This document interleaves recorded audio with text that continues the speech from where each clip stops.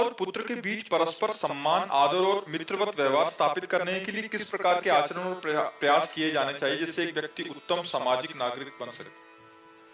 सबसे पहली बात, पिता में भगवत भावना करनी चाहिए। जब तक हम भगवत भाव से युक्त नहीं होते तो हमारी कोई भी भावना हमारा परम कल्याण करने में समर्थ नहीं है। जब हम अपने पिता को भगवान का पद देते हैं कि मातृदेवो भव पितृदेवो भव, हमारे माता पिता हमारे लिए साक्षात भगवान हैं।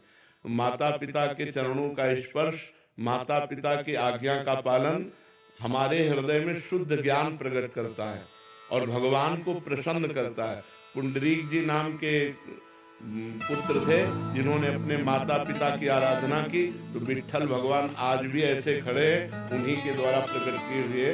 विट्ठल भगवान स्वयं चल करके आए और कहा, पुंडरीक जी आप हमारे दर्शन करो। बोले कौन हो? बोले भगवान है। तो एक ईंट दे दी कि तब तक खड़े रहो जब तक हम अपने माता पिता की सेवा नहीं कर लेते।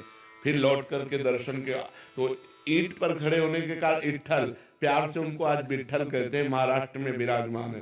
तो यदि हम माता पिता को भगवान की भावना से उनकी आज्ञा का पालन करते हुए, तो हमारे अंदर वो बुद्धि बढ़ेगी जो समाज प्रिय होगी, हमारे अंदर वो ज्ञान बढ़ेगा जो भगवत प्रिय होगा। सबसे पहले हमें भगवत भावना, क्योंकि भगवत भावना के बिना हम सेवा पूर्ण नहीं कर सकते। जैसे आप अपने माता पिता की सेवा कर रहे हैं और फिर कोई रिश्तेदार आया या मित्र आया और वो तुम्हारी निंदा करने लगे, तुम कर रहे हो सेवा और वो तुम्हारी निंदा करने लगे, अब तुम्हें क्या लगेगा?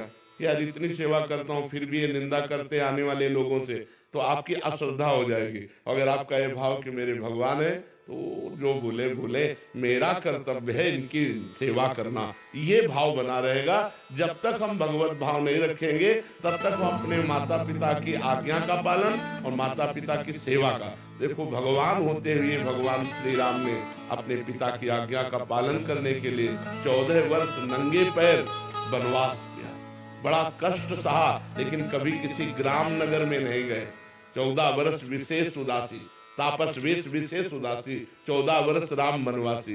भगवान ने अपने पिता की आज्ञा पालन, तो ऐसी आज्ञा का यदि हम पालन करें, हम उनकी आज्ञा पर विचार न करें, मात पिता प्रभु गुरु के वाणी बिनहि विचार करी शुभ जाने, तो हमारा परम मंगल होगा, हमारी बुद्धि में ऐसा विकास होगा जिससे समाज सेवा भी बनेगी, परोपकार भी बनेगा।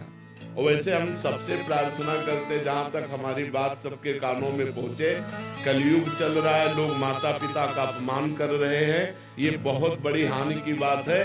कभी वो सुखी नहीं रह सकते जो अपने माता पिता का अपमान करते हैं। बूढ़े माता पिता को घर से निकाल देते हैं या वृद्धाश्रम या अनाथाश्रम भेज जाते हैं। उस दिन की याद करो जब तुम गोद में हगते मूतते थे, उस समय यदि वो तुम्हें अनाथालय भेज जाते तो उन्होंने तुम्हें गले लगाकर पाला, और आज जब तुम्हारा अवसर आया सेवा का तो उन्हें अनाथालय या वृद्धाश्रम या अन्य जगह, ऐसा नहीं है, ऐसा नहीं करना चाहिए। वृद्ध माता पिता को भोजन और सामग्री से ज्यादा प्रिय होता है अपने पुत्र का प्यार पाना। वो पैसे से नहीं दिया जा सकता, वो स्वयं से दिया जा सकता है। इसलिए अपने माता पिता को भगवत भाव से आराधना करें। ये जो आजकल नए बच्चे अपने माता पिता को मारते हैं, पीटते हैं, गाली देते हैं, घर द्वार से बाहर कर देते हैं, इनकी बड़ी दुर्गति होगी। अभी अगर जिसके माता पिता जिंदा हो, अभी अपना काम बना लो, अपने माता पिता को भगवान की तरह आराधना करो, तो भगवान तुम पर प्रसन्न